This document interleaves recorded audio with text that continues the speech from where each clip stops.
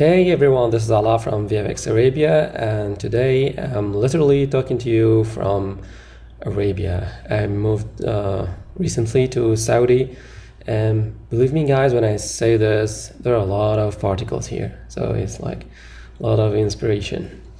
Okay, today I'm gonna talk about some tips regarding activation order of particles, especially when it comes to surface positioning. And I'm gonna talk about activate by color and distance from an object, and things went advanced till I did some teleportation. Let me show you first what I say. Okay, here the particles gonna do whatever they're doing in the space, and then when they are activated, they're gonna jump to this surface based on the color intensity. Start by white and then move to the black, or by distance from an object, which here is the dummy. So if I change the position, the order will change. And lastly, the particle teleportation. Particles will have a certain shape on an object, and that shape is based also on the color, and will start moving to another object imprinting the same shape, and the moving order will be controlled by also the color, like here.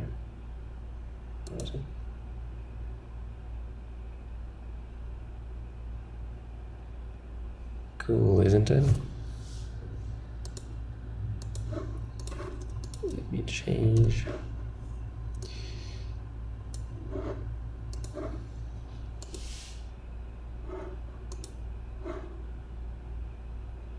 So let's jump in and see how this was done. First of all, the order based on color. The concept behind this one is I'm gonna generate particles of the surface. Those particles gonna store the color beneath them and the position. Later on, they will be flying around or being positioned elsewhere, and it's gonna be activated by color. Once they are activated in order of their colors, they're gonna go back to their original position.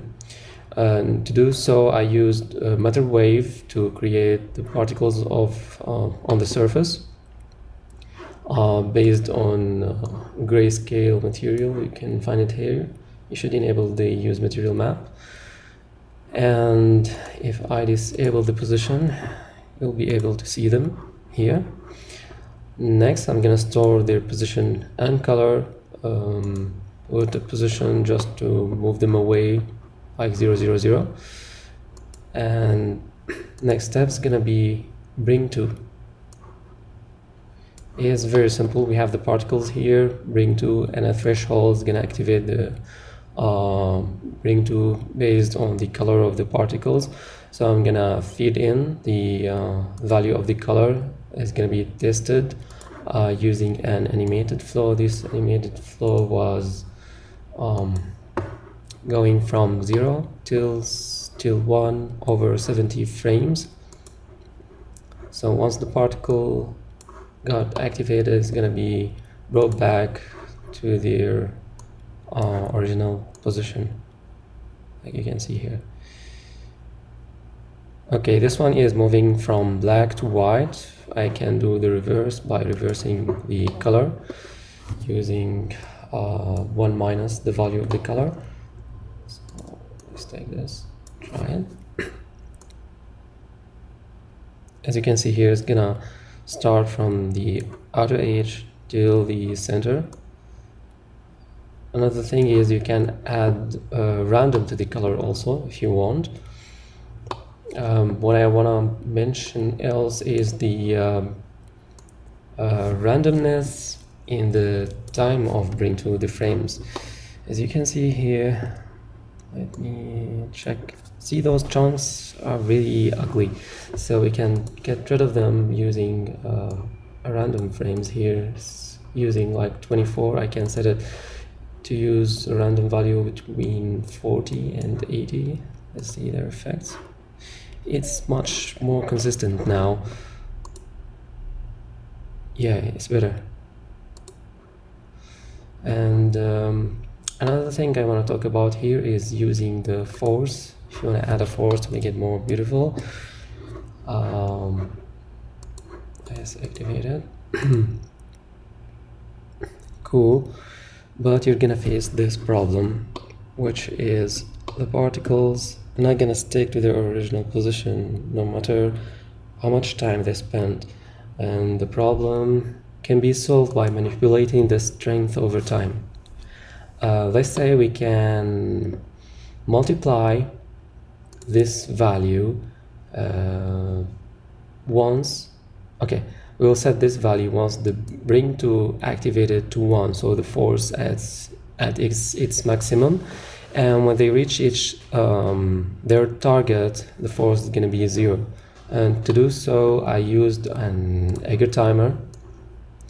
If you hooked it in, and this timer is going to start when the bring to starts, and it's going to give me a time relative from 0 till 1. 0, the particles gonna start moving to their original position, and 1, they are reached there. But what I want is the opposite.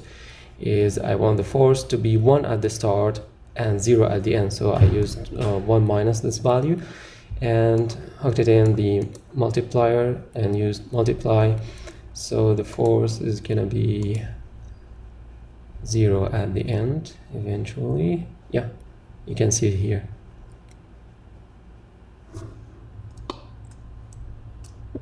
Great.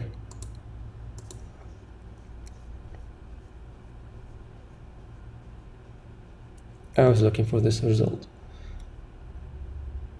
Okay, that's it for the first one, order by color. Let's move to order based on distance. Let me use a different material.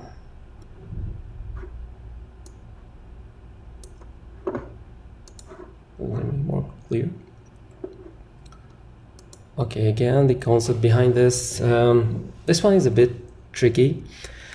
We're gonna have two versions of the particles. The particles that are moving around here in the space, and another particles that are on the surface that are referenced to them. Why is that? Because those particles that are on the surface is gonna be used to get the distance from the node we are gonna use, and based on the activation, they are gonna call their reference particle to come back to their position. And how was this done is, again, using matter wave. Why am I using matter wave, not position surface helper? You can use that one. It's going to be a different approach. The beauty about matter wave is a bit faster in terms if you want to delete the particles or make the particles emit only from like white areas of the map, instead of using a surface position and test the color and then delete it based on it's black or not. That's gonna take much calculation than the matter wave, and the matter wave distribution is much better than position surface node. So I'm gonna do a version of matter wave that gonna emit the particles of a surface, and then do for each particle of those another particle that is referenced to the matter wave one. This particle is gonna be anywhere in the space that gonna move. As you can see here, I put it in the 0, 0, 0. So the generation is done.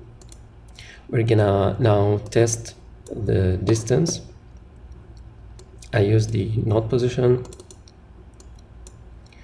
on this dummy, and I test it against the dummy particles. I forgot to mention that I stored those particles in the dummy particles, and those one are the original R particles.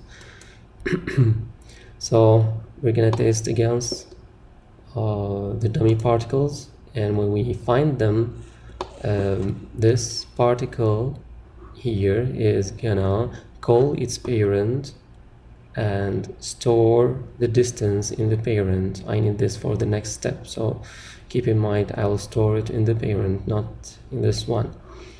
And how to calculate the distance. Okay, where is it?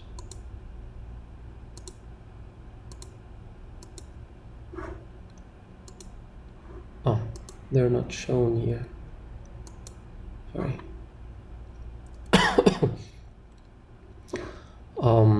So to calculate the distance, let's take a point here. We want all the distances to be the nearest to the node. It's going to be a 0. The furthest is going to be 1. So to achieve this, we're going to take a particle here, the distance from here till the node, and then subtract this distance from the node till the nearest particle. So we got only this distance, and then we're gonna divide it on this whole distance. I hope I'm making sense here, just to get a relative value of the distance. So it's like this length is going to be divided on this. So it's like the furthest is going to be 1, the closest is going to be 0. And it's shown here. We're going to store it in a memory for the in the main particle. Next step is going to be the bring to. The same as the previous one. I used an animated float over time, 0 to 1 over 70 frames. Here I introduced a random. You can ignore it. Technically it's 0. So you can hook it straight away.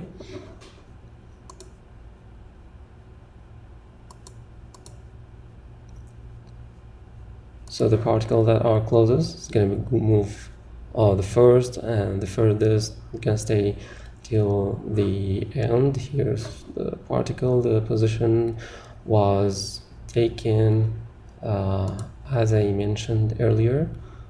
If you check here, oh no, the start distance in the parent. Oh, I'm sorry, I'm talking about the position, not the distance. The position is taken from the matter wave particles on the surface. I use particle data to get the position, and frames also random to make it more consistent. And again, if you want to add force, it's going to be the same way I added force here using this technique. Things went further with me, and I thought,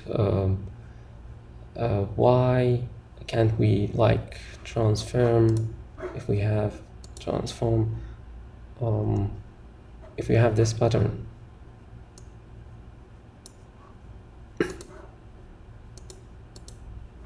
How can we get the same pattern moved from one object to another using the same activation method? That what made me create the third one, which is the teleportation. Looks cool.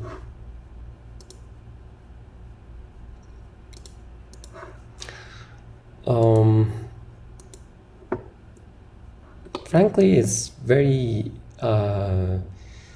simple to do. Matter wave, in addition to giving us the position of the particles, it also gives us the position of the particle in the UV channel itself.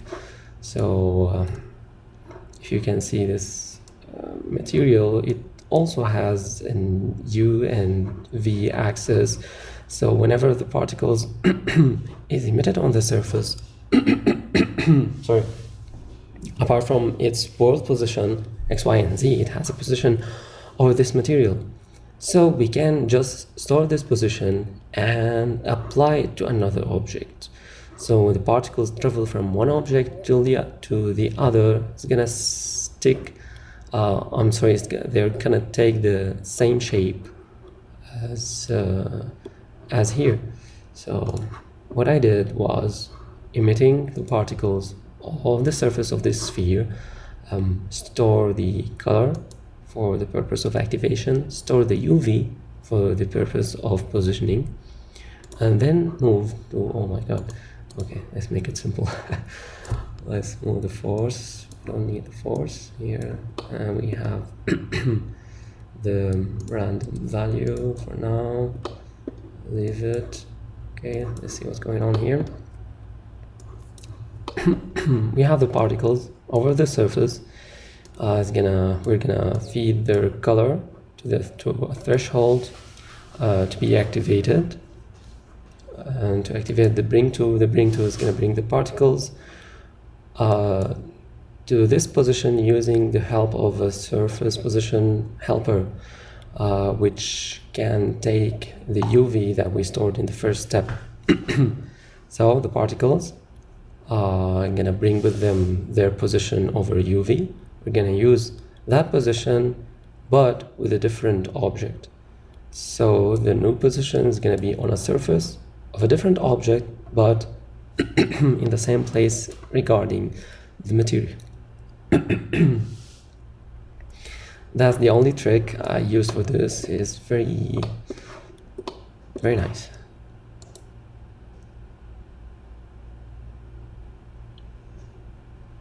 As you can see here,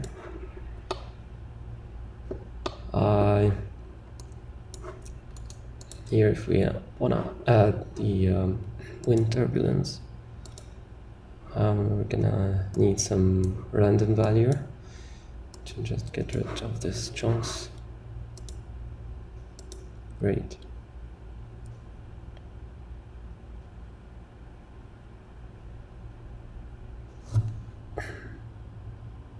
Eventually, yeah, they need some time just to get to rest, and eventually, yeah, they will stick to the surface. And that's it for this tutorial, or let's say tips. I hope you find it beneficial, and I hope I explained it well. It got a bit messy somewhere, and thanks for watching, guys. Bye bye.